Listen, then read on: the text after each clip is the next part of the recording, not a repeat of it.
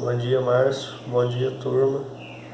Hoje eu irei falar sobre o livro As Concepções de Corpo presentes nos currículos das redes públicas paulistas.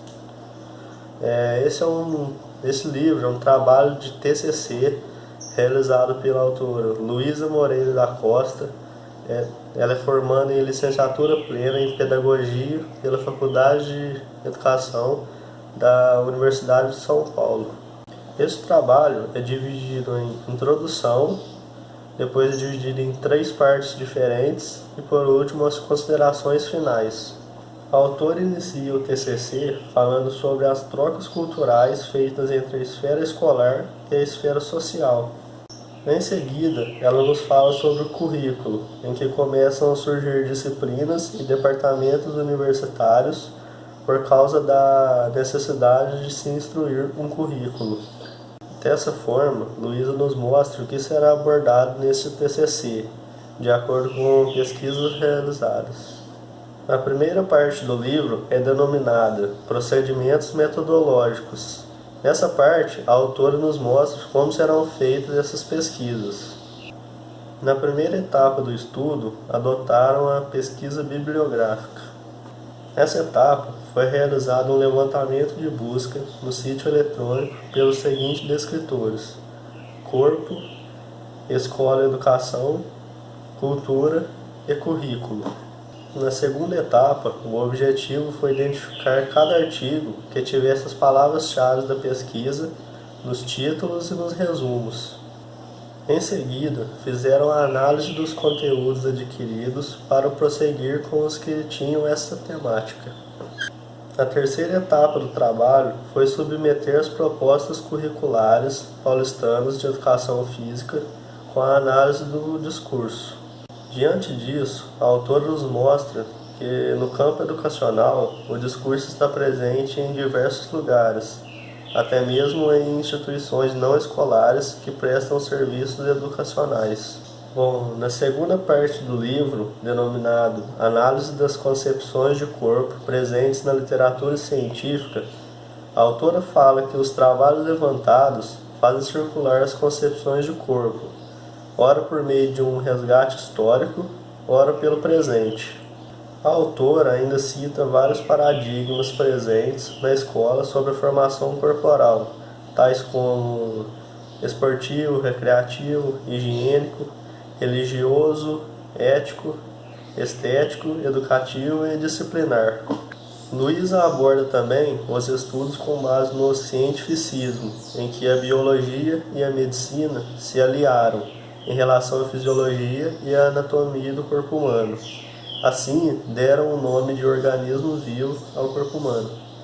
Nesse contexto, ela cita o higienismo, em que estreitou a relação entre escola e saúde no Brasil. Nessa época, tinham uma visão preconceituosa do povo brasileiro, julgando-os pela raça. Nessa mesma época dos estudos das ciências biológicas, há também o surgimento das ciências humanas. Eles pensaram no corpo humano como um fenômeno, cujo estudo possibilitaria compreender a sua realidade de uma forma diversa, abordando-o como uma estrutura simbólica com diversas formas culturais. Em seguida, a autora entra num assunto muito discutido nos dias atuais, que são as questões de gênero, estética e padrões corporais. O autor Nicolino discute sobre as pressões sociais que enfrentam quem tem um corpo diferente daquele ditado pelos padrões sociais. Ele também discute sobre o sacrifício que as pessoas fazem para ter um corpo nesse padrão estético. Mais adiante é falado sobre o narcisismo, em que ele se torna um culto quando a pessoa tem o próprio corpo como objeto, caracterizando por marcas, rótulos. Outro tópico abordado no livro é denominado multivocalidade do olhar pedagógico sobre o corpo, onde o autor Novaes apresenta 2 concepções distintas de corpo: o corpo biológico, em que a saúde está relacionada ao corpo, e a perspectiva atual, que aborda o corpo em seu conceito histórico e cultural. O segundo subtítulo da segunda parte é denominado Corpo e Mente, Distanciamentos e Aproximações.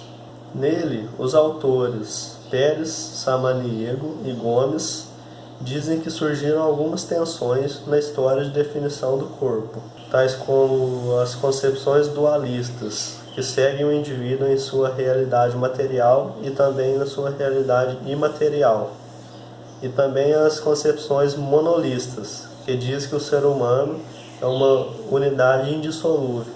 Já no terceiro subtítulo da segunda parte, que se chama Abordagens do Corpo, do Disciplinamento à Expressividade, diz que as técnicas disciplinares que são aplicadas no meio escolar visam a contenção de gestos e atitudes. Também diz que na prática pedagógica de um professor de educação física, o corpo está ligado à emoção do aluno, em que ele sente a potência da vida através de seu próprio corpo. O quarto subtítulo da segunda parte é denominado A Ressignificação do Corpo. Nesse subtítulo, os autores Azevedo e Gonçalves argumentam que a educação física tem um importante papel de ressignificar o corpo, formando assim um aluno que respeite as diferenças, respeite seu corpo e também respeite o corpo dos outros. O último subtítulo da segunda parte se chama Corpo entre a Política, Cultura e Educação. A escola é conhecida como um espaço de transmissão de códigos e signos e atua como espaço de convivência de culturas. Nesse subtítulo também é falado que o corpo está absorvido pela política, e isso está entre o eixo da cultura e do eixo da escola. Na terceira e última parte do livro, a autora irá nos mostrar a análise das propostas curriculares no município e no estado de São Paulo.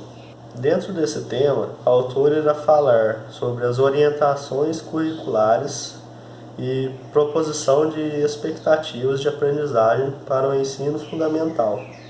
A seguir, é tratado sobre a proposta curricular na área da educação física no estado de São Paulo. Em seguida, a autora nos apresenta um quadro retirado da proposta curricular.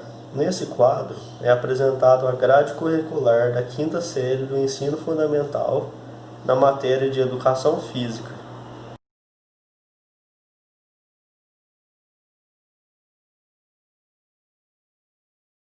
Por fim, a autora nos apresenta as considerações finais do TCC, em que é concluído que é possível tomar as concepções de corpo ligadas à educação física escolar presentes na proposta curriculares.